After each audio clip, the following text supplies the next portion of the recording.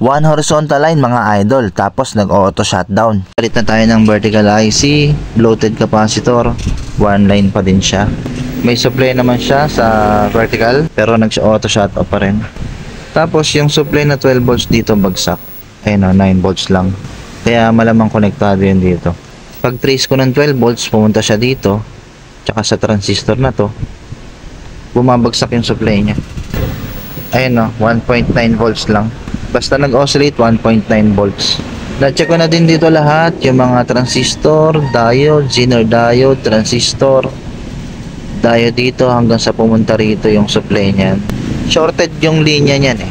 Hanggang sa na-trace ko na nga kung hanggang saan pumunta yung supply at dito siya pumunta. Yan. Shorted yung linya ng capacitor. Check natin tong capacitor, last na to eh. At ayun na nga, tinanggal ko na yung huling suspecha nating pyesa. Natanggalan natin yung capacitor. Check natin.